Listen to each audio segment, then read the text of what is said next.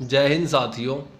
आज हम बात करेंगे जलियांवाला बाग हत्याकांड के बारे में और इसके इतिहास को जानेंगे। दोस्तों, प्रथम विश्व युद्ध जो कि 1914 से 1918 तक चला था, इसमें भारतीय नेताओं और भारतीय जनता ने ब्रिटिश का खुलकर साथ दिया था और 13 लाख भारतीय soldier, 13 lakh Indian soldier Africa, Europe और मिडल ईस्ट में ब्रिटिश की तरफ से तैनात कर दिए गए थे, जिनमें से 43,000 भारतीय सैनिक युद्ध में शहीद हो गए।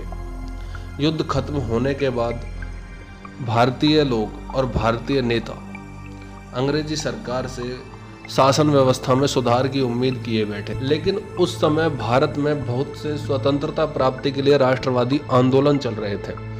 अब ब्रिटिश सरकार आंदोलनों को कुचलने के उद्देश्य से रॉलेट एक्ट लेकर आती है, रॉलेट अधिनियम, जो कि 18 मार्च 1919 को लागू हुआ था।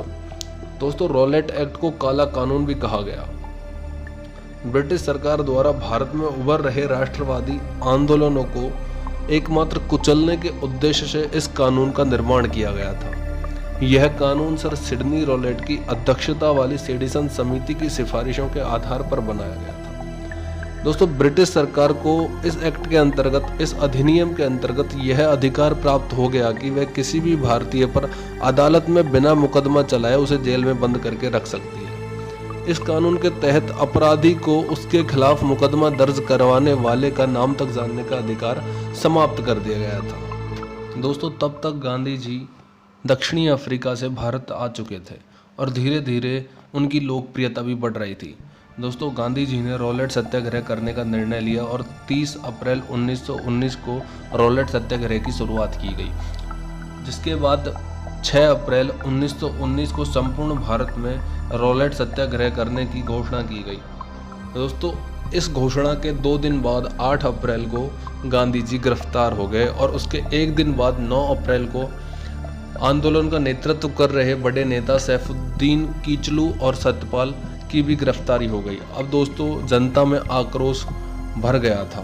दोस्तों, डॉक्टर सत्यपाल और सैफुद्दीन किचलू की गिरफ्तारी के विरोध में लोग जलियांवाला बाग में प्रदर्शन करने के लिए एकत्रित हुए। तभी सैनिकों ने बाग को घेर कर बिना कोई चेतावनी दिए निहत्थे लोगों पर गोलियां चलानी शुरू कर दी। 10 मिनट में 1650 राउंड गोलियां चलाई गई। दोस्तों, उस समय जलियांवाला बाग मकानों के पीछे पड़ा एक खाली मैदान था। वहां तक जाने या बाहर निकलने के लिए केवल एक सकड़ा रास्ता था और चारों ओर मकान थे। भागने का कोई रास्ता नहीं था। कुछ लोग जान बचाने के लिए मैदान में मौजूद एकमात्र कुएं में कूद गए, पर देखते ही देखते कुआं भी लाशों से भर गया।